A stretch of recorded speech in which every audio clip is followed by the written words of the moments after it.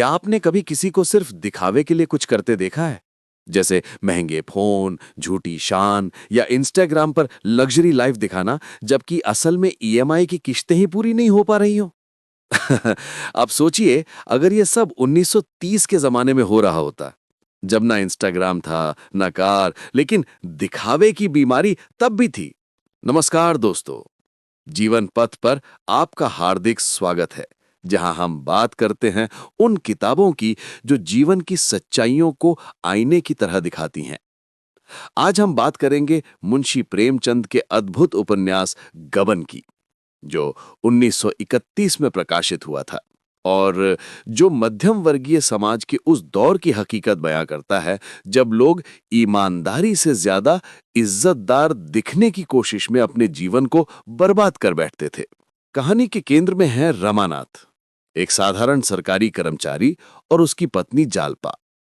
रमानाथ भला इंसान है, लेकिन एक छोटी सी कमजोरी उसे बहुत बड़ी मुसीबत में डाल देती है, और वो कमजोरी है दिखावे की चाह। जालपा एक सुंदर, संस्कृतित, लेकिन कुछ हद तक भौतिकवादी सोच वाली महिला है। उसे गहनों से बेहद लगाव है। वो मानती है कि गहने सिर्फ सजावट नहीं, बल्कि सामाजिक सम्मान का प्रतीक हैं। और रामानाथ वो अपनी पत्नी से बेहद प्यार करता है, इसलिए वो हर हाल में उसकी ये इच्छा पूरी करना चाहता है, भले ही इसके लिए उसे कर्ज ही क्यों न लेना पड़े। अब सोचिए, आज भी कितने लोग अपने प्रियजनों को खुश करने के लिए कर्ज लेकर चीजें खरीदते हैं, जैसे ईएमआई पर मोबाइल या लोन लेकर शादी की धूमधाम। प्रेमचंद ने यह सच्चाई 90 साल पहले ही दिखा दी थी। गहनों का मोह, जालपा का सपना। कहानी में एक बड़ा मोड़ तब आता है जब जालपा अपनी सहेलियों को गहनों से लदी पधी देखती है। वो अंदर से हीन भावना महसूस करती है, मेरे पास इतने गहने क्यों नहीं हैं? और यहीं से शुरू होता है रमानाथ के गबन का बीज। वो अपनी पत्नी को खुश करने के लिए उधार लेकर गहने खरीदता है। कुछ दिन तक सब ठीक चलता है, लेकिन फिर कर्ज चुकाना मुश्किल हो जाता है। उसे लगता है थोड़ा बहुत सरकारी पैसे का इस्तेमाल कर लूं, बाद में लौटा दूंगा। और यही सोच धीरे धीरे उससे गबन की राह पर ले जाती है। क्या आपने कभी ऐसा सुना है कि थोड़ा बहुत गलत काम कर लिया, बाद में सुधार लेंगे? लेकिन वही थोड़ा बाद में बहुत बड़ा बन जाता है। यही रमानाथ के साथ भी हुआ। नैतिक पतन की शुरुआत।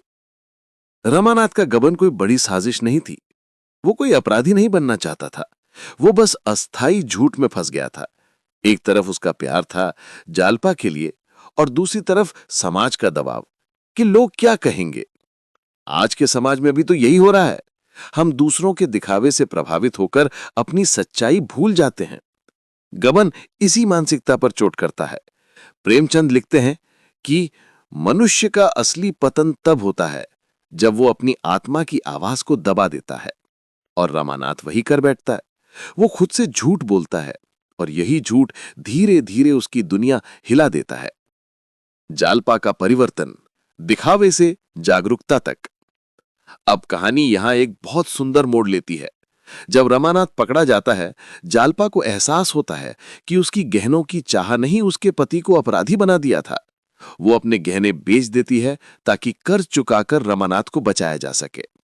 यानी जहां कहानी की शुरुआत भौतिक लालच से होती है, वहीं बीच में प्रेमचंद आत्म जागरण और पश्चाताप की भावना दिखाते हैं। जालपा का ये परिवर्तन, दिखावे से सत्य की ओर यात्रा, उपन्यास की आत्मा बन जाता है।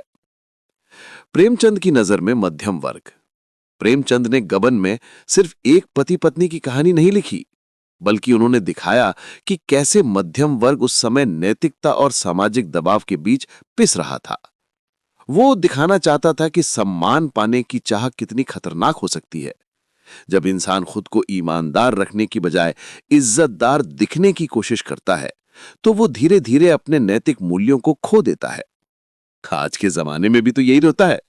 लोग सोशल मीडिया पर सफल दिखने की कोशिश में खुद को थका डालते हैं। गबन उस दौर का सोशल मीडिया रियलिटी चेक था। सिस्टम का सच, पुलिस, समाज और भ्रष्टाचार। कहानी में प्रेमचंद ने पुलिस और समाज के दोहरे रवैये पर भी गहरी चोट की है। जब रमानाथ जैसे छोटे आदमी से गलती होती है, उसे अपराधी घोषित कर दिया जाता है, लेकिन समाज के बड़े लोग जो असली भ्रष्टाचार करते हैं, उन पर कोई उंगली नहीं उठाता। प्रेमचंद ने दिखाया कि कानून और समाज दोनों उस दौर में भी गरीब के खिलाफ थे। रमानाथ को सिर्फ एक गबन करने वाला नहीं, बल्कि एक ऐसे इंसान के रूप में दिखाया गया था जो हालातों का शिकार था। गहनों से बड़ी कीमत है ईमानदारी। अंत में एक गहरी सीख इभर कर आती है कि कभी भी झूठे दिखावे की कीमत अपने सच से नहीं चुकानी चाहिए।